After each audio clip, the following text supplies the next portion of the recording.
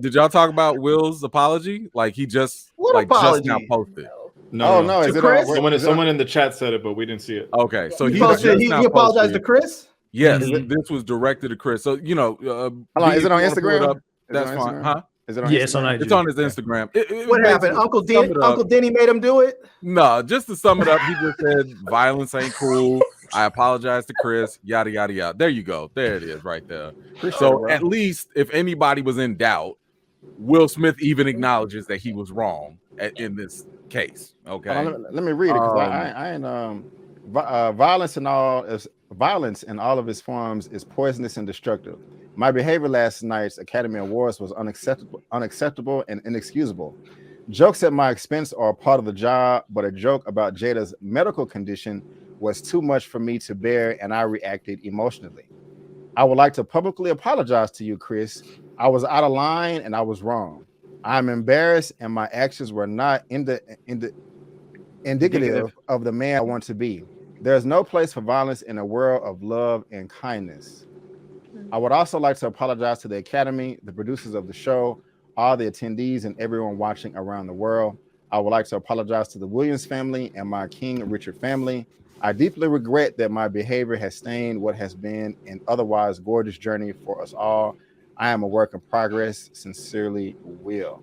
Well, right on, Will. That was nice, and thank you for bringing it to our attention, Eman. Yeah. Keep going, sir. So and I don't know how many people have had an opportunity to read Will's book, his latest book. I highly recommend it. It's super super insightful, and if you read it, you'll see all the signs were there, right? Like a lot of the stuff makes sense, and it's one of the reasons why I've even said when this happened, Will was wrong in what he did, and I don't condone the violence, but I perfectly understand where he's coming from, because everything that happened, we could talk about the joke not being that big of a deal or whatever, but you don't know what he's carried all this way for that straw to break the camel's back. It doesn't matter. Kind of what happened with him.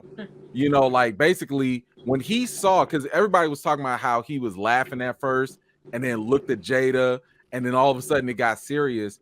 That just was triggering for him, because what I believe he saw based on his book and everything was his mama being abused, his friends being abused, him thinking that he was a coward for years in his life for not protecting the people that he loved and that were close to him.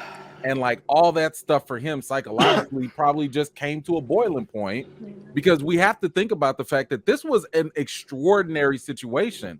Did nobody have Will Smith smacking anybody on their 2022 bingo card?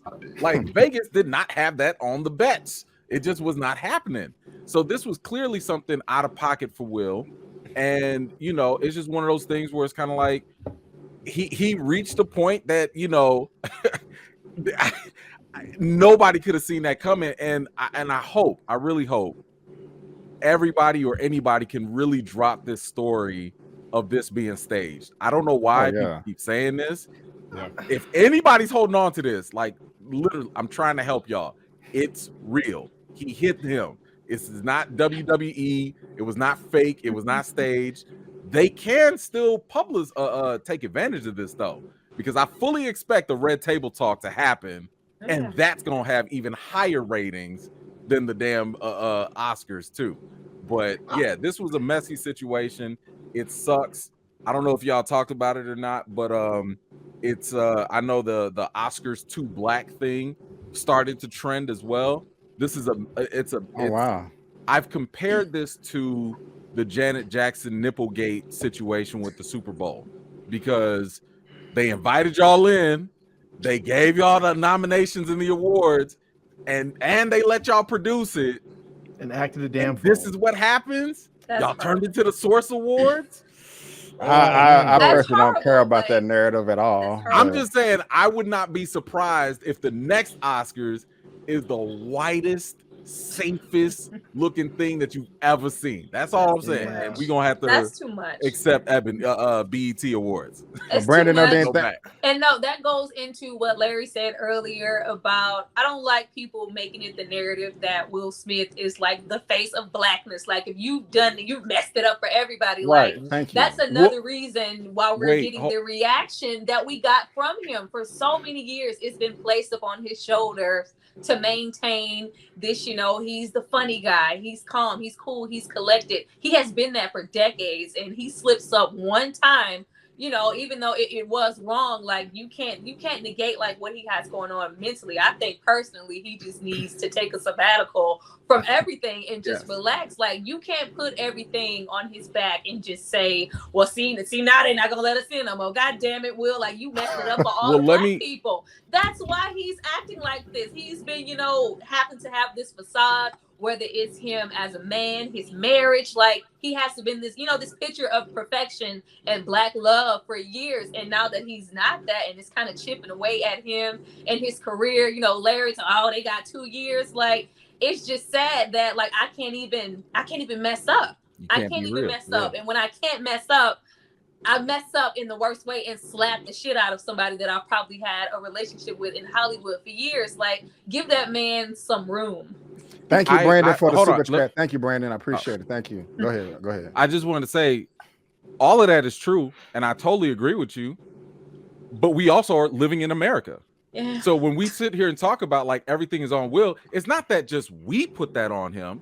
I argue that it's actually white supremacy ideology. Yeah. Oh, yeah. It's white people that look at him. If you look at a lot of the celebrities, the white celebrities specifically, they were on Twitter and on social media talking about he could have killed him. Oh, this is a travesty. I mean, Judd Apatow. They were exaggerating this thing like it was like he was gonna murder him. He should be arrested. And like I was sitting there they was in the building giving him a standing ovation. Like Will didn't lose nothing, and he had the opportunity. This apology is trash too. You had the opportunity. Like think about how crazy that is to do this moment, and then you get to win. You get to go on that stage. You can say anything you want. Like I really thought I was like, oh well, if now that he wins, he's gonna squash it. He's gonna say me and Chris gonna work this out, and then the narrative will change by the time we wake up in the morning.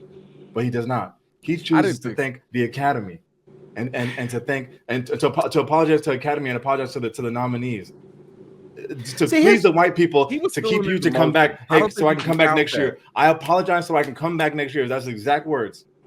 I want to apologize to Chris. I just got through slapping him. What I'm going to apologize? I just got through slapping him. Then why you apologizing on your Instagram right now? Well, here's another thing. Well, why did you apologize to him today then?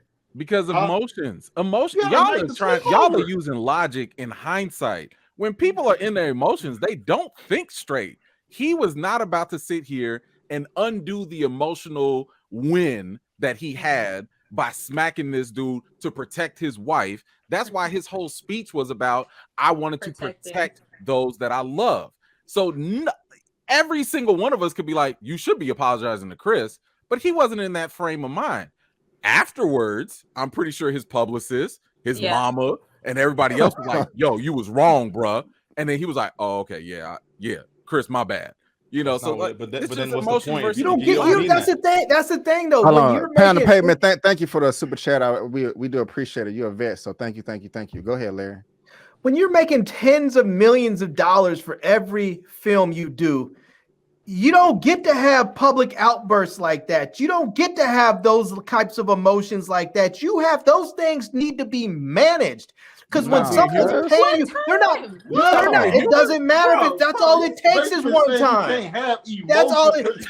No, that you don't get to have emotion. I said you don't get to have public emotional outbursts. Like it only takes one time, especially like white people can do that.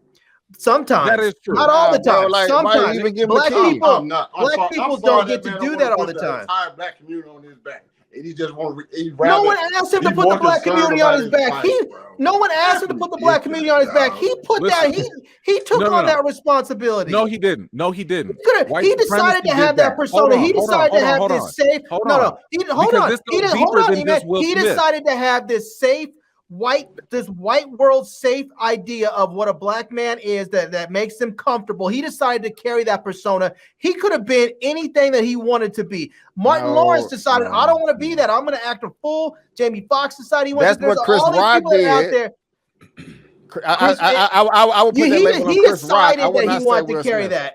He wanted to carry that weight. That's on him. You can't carry the weight. Don't carry the weight. No one's saying you have to. I think it's much bigger than that, because this is not something that is only exclusive to Will Smith. Black people in America, period, have always had to carry this ridiculous burden of being better than we I understand that. Yeah, but what I'm saying is like the higher you up on that pedestal, the more that it's just like with Obama. Obama couldn't even wear a freaking tan suit, you know without having some criticism. He never smacked anybody either.